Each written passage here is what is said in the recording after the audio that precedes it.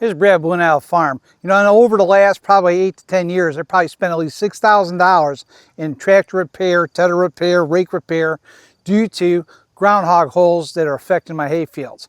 Now this is September. It's been kind of a crappy year for second cut. I'm trying to get my fields done, and I've got so many holes in some of these hay fields from groundhogs. And what they are is they're not fresh holes. They're old holes that basically collapse and they get bigger and bigger and deeper and deeper.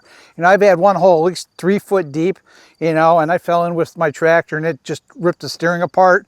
I've had tedder wheels fall into these holes and it actually breaks them at the shank and the whole tedder goes down, and it just caused major havoc.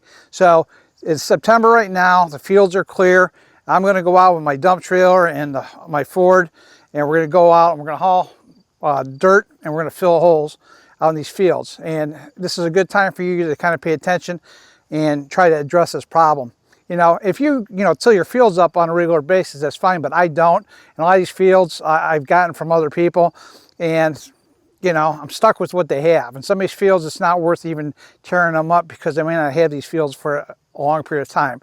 But so far in the last couple days, I put over 20 yards of dirt into these holes, and I'm still going on to different fields. So stay tuned, and we'll kind of show you what we're doing.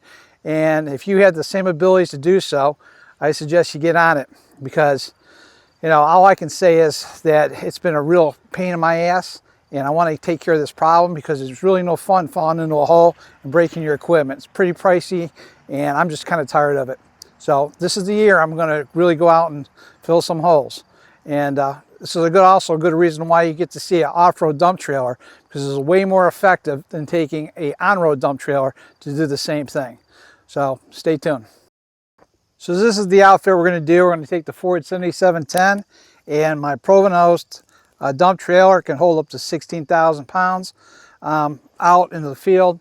And what's nice is it dumps hydraulically through the tractor, so it's a lot more efficient. It's easy to see, and it's easy to find the holes so you can back right up to them. Now, if you had a small dump truck, it would be just as effective, but this is what I have. Now, my Ford F-350, I just blew the tranny yesterday, and I was using an on-road dump trailer for a little bit. Now, the benefit that I can tell you about using this off-road dump trailer versus the on-road is that on-road dump trailer, if that ground was wet, those tires would tear up the field. This thing here with those balloon tires on that Provenost covers the field real well, doesn't make any ruts, and is just a good overall trailer. And for the farm, I can't beat it. The downfall is, you know, I got to get the dirt down the road to do this, and that was nice with that. When I had the on-road dump trailer, I can go a little bit quicker. But you know, we got to go down the road maybe, I don't know, a mile, half a mile, and it's not a big deal with this. So for my area, you know, this is just kind of what I'm stuck to do. So with that said, let's get to it.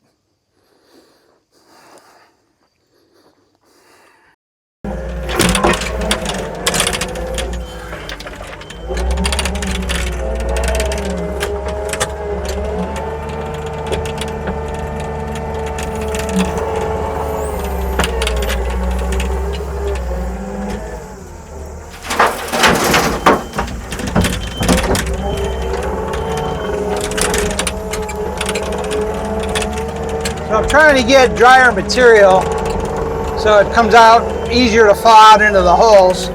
So every day I've been kind of going out here and trying to flip it up and make sure it's dry. Definitely makes a difference. What's nice about this trailer too, it doesn't have barn doors. So when I have to dump it, it just kind of opens up and feeds. The downfall is I try to keep most of my weight up here in the front end, not on the back end, and it kind of makes it nice.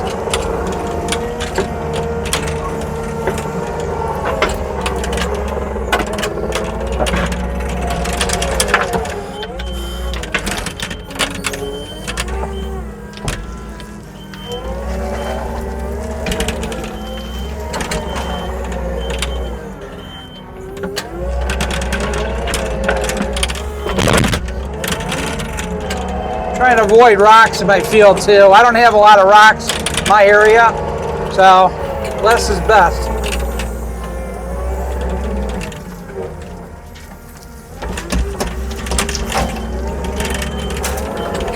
Try to put about 5 scoops, close to 10,000 pounds, give or take, of dirt. I don't want to overfill it because it's a little easier to go back and forth.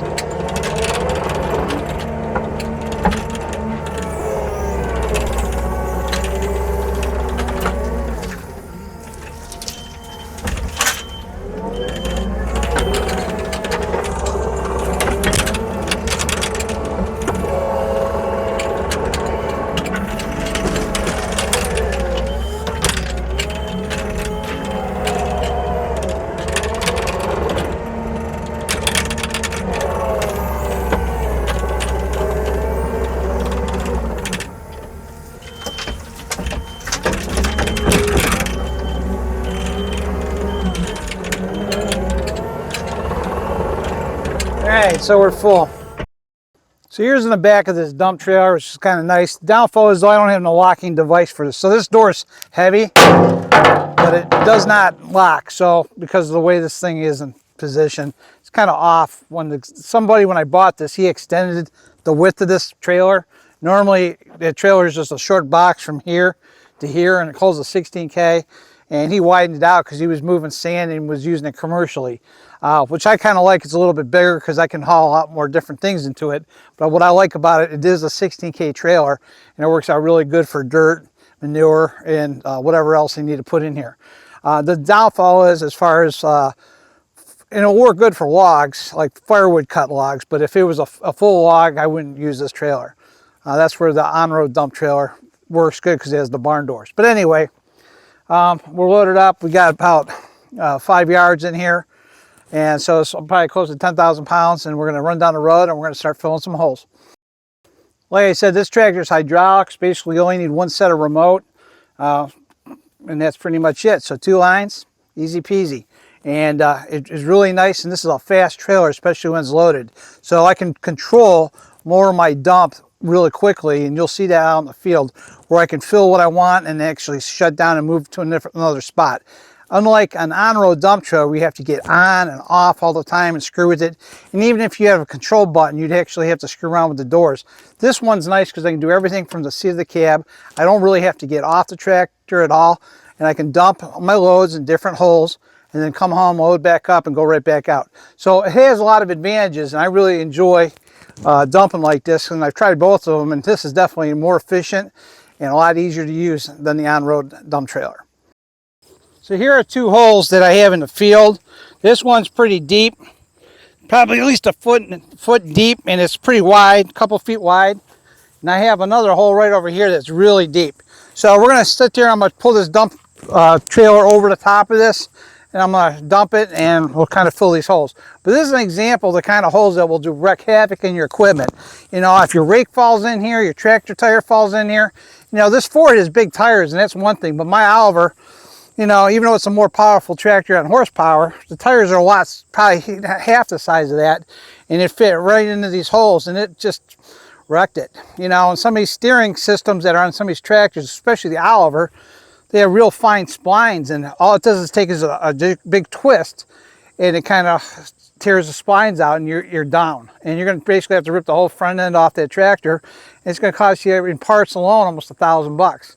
So it's pretty pricey, and I wound up just recently finding out there's a more aggressive spline system. It's a little bit thicker, that hopefully I don't have this problem again. But just something to be aware of. And you know, why wreck your equipment if you have some holes? And this is one of the problems that we have to deal with. And I know in different parts of the country, you know, you have other critters, not groundhogs, but gophers. And I can't speak for your areas, but I'm sure this is a huge problem everywhere. And you can't negate it. You try, you know, that's what's nice about having bigger equipment going across these fields. You can deal with these issues. But the bottom line is, you do have stuff with smaller tires like the tedders and the rakes, and those have the potential to get damaged. So take care of this problem if you can annually, and it'll save you a lot of aggravation. You know, a lot of times, I know I'm not the only person that goes through going, well, I know where the holes are, I'll just avoid them. And then one day you don't think about it, and boom, you break something. And, you know, it always happens. So with that said, let's get on it. All right, so I'm going to show you real quick how to dump with this dump trailer in this hole. Now, the drier the material you use, the better, obviously, but just to give you an idea how this thing dumps and how quick it recovers, will give you a good idea on using this dump trailer. And I like to straddle the holes with the tractor if you can do that. Now you can back up if the holes are really big. But, you know, the idea is just to dump a small amount out the best you can. If you have a little bit of extra, it's not a big deal.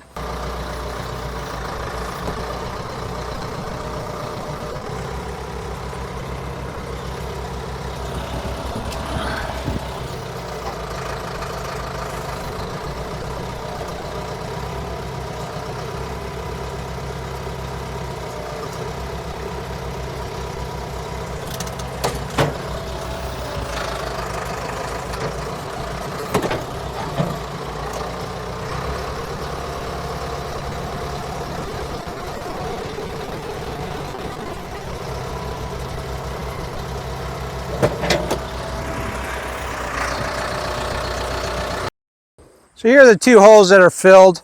You know, like I say, I'll come in with a tractor, pack this down. If I have any extra dirt, I'll move it and maybe put it in some other holes, or, you know, spread it out. It's not going to matter to me. I just want to get these holes filled because of all the havoc that these little critters have done. And, you know, like I said, I have a couple of them filled, and there's a lot more in this field that I'm going to have to fill also. Another thing I want to point out too is if you are on the tractor and you're looking for holes, it's better to be up on a tractor because you're higher. You can actually look down and you can start seeing the holes out in the field. And that's really the saving grace here, is to be able to know where these things are at, and that'll make your life a lot easier. Then you jump off, put a marker in there, and you come back later and you start filling it. But, you know, use the height of the tractor, look down and see the holes if you can't, you know, remember where a lot of them are. Because a lot of times you can spot them once the field has been harvested. You know, and I cut my hay, and I say this a million times over on all these videos, at 4 inches. So quicker I can get on the field after I cut it is really the best time for me to find where the holes are. So, you know, if you're like me and you cut high, look for them right away, because if you wait, grass is going to grow right up really quick and you're going to have a harder time finding them. You know, and that's really the key. You know, another little suggestion I can tell you, especially if you're looking for filling holes in a field, a lot of times we rely on memory, trying to figure out where we're at. Just take yourself some stakes. If you know that you got a hole, just stick it down in the hole so when you come back later, you'll know where it is. Like this hole here doesn't look like it's a hole, but it's a good 8 to 10 inches deep. So, and when you fill, you're going to fill around the hole, because a lot of times these things will actually sink in, and you'll actually have travel marks or where it's looser. So I would rather you put too much in. If you just try to shovel this in, it's going to sink on you. So try to get as much in here as you can. The grass will recover, but it's well worth, you know, not getting the hell knocked out of you or beating up your equipment, in my opinion, than to get a little bit of hay off of it. It isn't going to really do you much good. You know, it will recover over a period of time. Now this field here specifically, I filled this probably 6-7 years ago, and here I am again filling it again. And it's just something you have to maintain, and I think it's well worth it. You know, you can avoid it only so long until something breaks down, and then you're going to get pissed off like I am. You're going to come out here and fill them. But, you know, it's not worth getting the damage. And if I would have maintained this years ago, it'd probably be a little bit easier, and I wouldn't be out here so much going through, you know, 30 or 40 yards of dirt dropping in, you know, certain fields. And, you know, I'm already at 30 yards right now from these fields that I've done. And I'm sure I'll probably be bringing another bunch of loads more over here. So it's a lot of dirt, you know, and unfortunately it has to be done. There's also one other thing I want to mention is normally when you find one hole, you're going to find a cluster within maybe 40-foot circumference of where this other hole is. Because a lot of times these groundhogs have holes in and holes out and different locations, probably like exit holes. So look around and pay attention. Address the biggest holes you can. And like I say, this is just a waste of my time somewhat, but it's better than breaking down. And you just have to maintain it. And it's really the best thing you can do. This is really the only thing you're going to do unless you plow the whole field up. And the worst part is you can plow the whole field up, and by one season you can have a bunch of groundhog holes in it. So I guess it really doesn't matter as long as you stay on top of it. And that's kind of my theory behind this. So here's a pan view of the numerous holes that I have already filled. And there's a few more I still have to do, but it gives you an idea some of the problems I had to contend with. And there's a lot of them out there.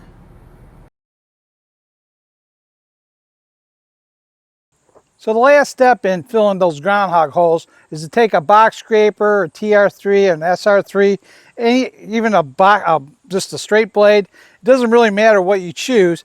Get it in there where you can level that out and compress into those holes the best you can. Ideally, my favorite tool would be a skid steer on tracks, where I can, drag it and actually roll over the top of that hole and compress it down with the tracks of the skid steer. But I really don't feel like hauling the skid steer down there, so I'll just take a tire on a dry day, spack it down with the tractor, maybe use a back blade or, like I said, a TR3, and just kind of level out that area. But it doesn't really matter what you use, just flatten it out the best you can and fill those holes. And I'm really not going to go into detail about that because everybody has a tool that they specifically use for something like that. So with this said though, I think the best thing you can do is fill those holes, and it'll make your life a lot easier and save you a lot of money. But it is a cumbersome pain in the ass to do. But it's well worth it if you can avoid the breakdowns. So with that said, thanks for watching, and I'll see you guys soon.